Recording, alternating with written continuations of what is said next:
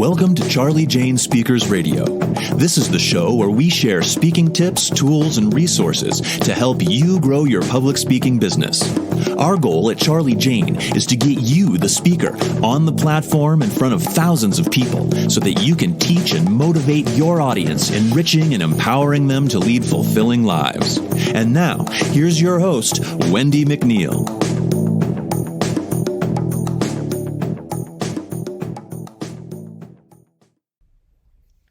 Hi there, it's Wendy McNeil here with Charlie Jane Speakers, and thank you for tuning in to another podcast.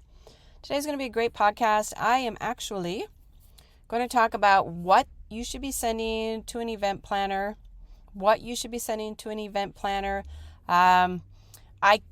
probably could go into more thorough detail than what is going to be on this podcast, but I'm going to just cover a few things to kind of help get you started. It's going to be a great podcast, but first I want to welcome you over to our free Facebook group called Breakthrough Public Speakers. Breakthrough Public Speakers. It did used to be called for years Grow Your Speaking Business, but we have since changed it a few months ago. It is an awesome group. You will not be disappointed. I will go ahead and share the link in the show notes so you can easily find us after this podcast is over. Okay, on to today's podcast, what I should send a planner. One of the most effective methods for securing bookings as a speaker is to take the initiative and reach out to meeting and event planners and make them aware of who you are and what you do. As I've said before, maybe you've heard me say it before, that speaking is a numbers game. Okay, you need to be contacting these decision makers every single day. The more people you speak to or get in front of, the more bookings you're going to secure. I mean, it's that simple. It's that simple, right? But how can you ensure that when you make contact, you do so in the right way? How can you make sure you're not wasting your precious time and maximizing the effectiveness of each outreach, each proposal, each email, each phone call? That's what I'm going to talk about today. But before I cover exactly what you need to include in your messages to planners, let's look at how to get the most out of your interactions. How to maximize each planner interaction. First and foremost, you must be very, I talk about this all the time. You must be very, very intentional when sending, your proposals or when you're reaching out to a meeting planner of a specific conference. You have to ensure that these are the stages that you really want to be on, right? You have to ensure these are the stages that you really want to be on. Now, I have in the past spoken about the dangers of being on a poorly matched stage for your speaking business. But in short, getting on a stage in front of the wrong demographic at the wrong, type of event in the wrong niche, it's going to be a waste of time, right? It's going to be a waste of time. It's like selling a horse to somebody that came into a car dealership and wants a car. You know what I mean? It's a waste of time. You're in the totally wrong space. Okay? So before you even start to draft your first email, your proposal, or you're going to get in front of that person that has the power to hire you, I want you to think long and hard about whether this event is closely aligned with your business goals. I don't want you to waste your time here. I want you to be very intentional. Carry out some research, into the event that you're thinking about getting on their stage. I want you to look at their social pages. I want you to research their audience, their mission statement, and see what they're doing to make sure, that you're going to be a good fit. Once you're really confident, once you're really confident this is the event for you, I want you to go ahead and I want you to touch base with that planner. All right? So now you're thinking, okay, Wendy, what should I be sending out to them? Or what should I be doing? How can you increase your chances of getting booked? How can I increase my chances of getting booked? Here's some tips for what you can send to a planner. These are a few keys to your success here. So I just want to deal with them one by one. All right. So number one, less is more. I know you all have heard that before. Less is more. When you are reaching out to a planner, it's always tempting to include so much information as possible, right? So they have the best chance of understanding who you are, what you do, and all that stuff, right? And I'll tell you a story. Back when, years and years ago, I've been doing this for over 2 decades, but back when I actually used to get the VHS tapes in the mail, and it wasn't just the VHS. It was just a whole ton of stuff. It was folders filled with this and this and this and that, and it was just a lot of stuff. And then came the DVDs, and then there still was just a lot of stuff. Well, since then, Charlie Jane Speakers has pivoted a little bit, and I don't really accept any of the marketing material anymore. But at that time, it was very overwhelming. I mean, it was extremely overwhelming, and it was a lot of stuff. It's just easy to turn really a planner off by overwhelming them with way too much stuff. They have a lot of stuff to go through. They have a lot of stuff, not just speakers. There's a whole lot of stuff going on to preparing a successful event. Okay?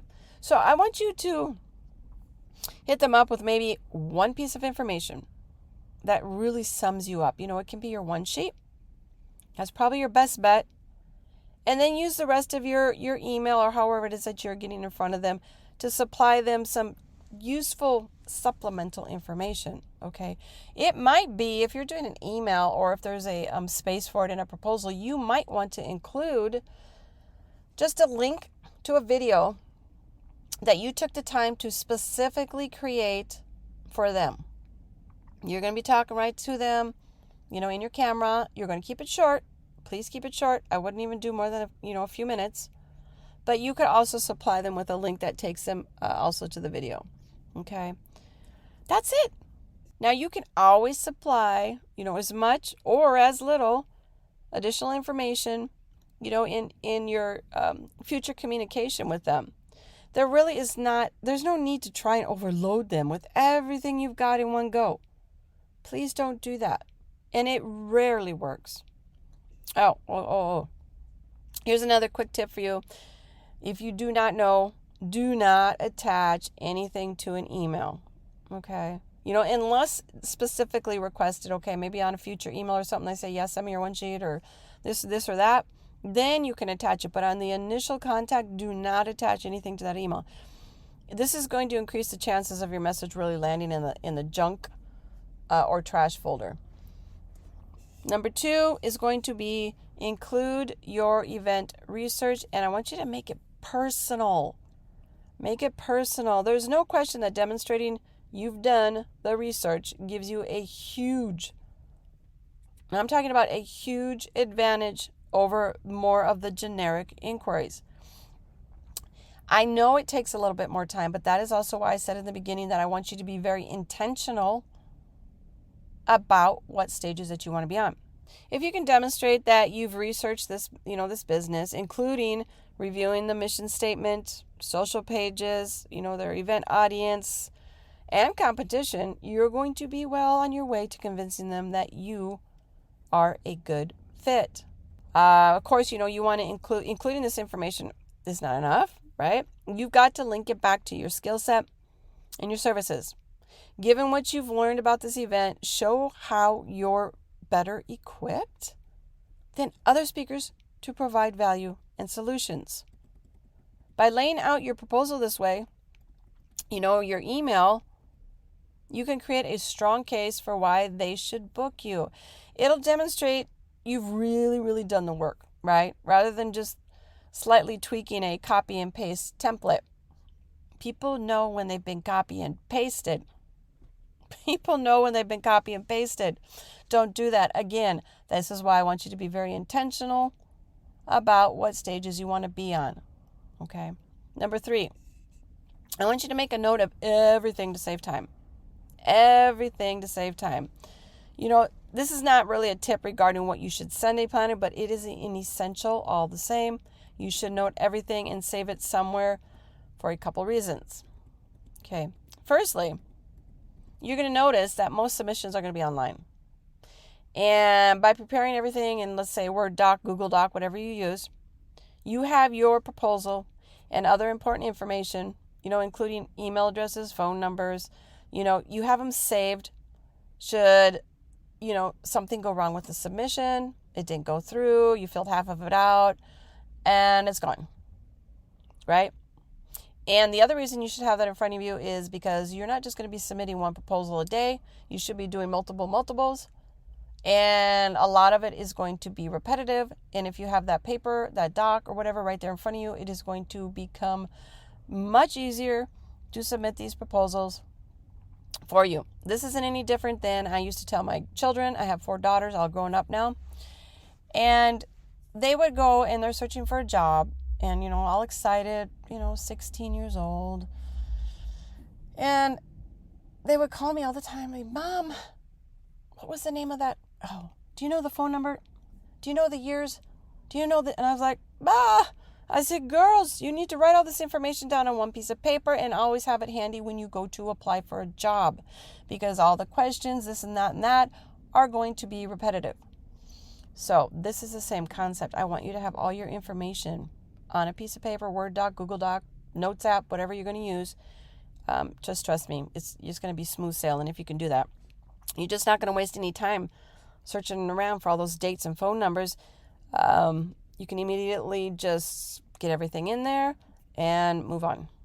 All right. Number 4, I want you to read carefully and follow instructions when replying. I'm going to read this one again.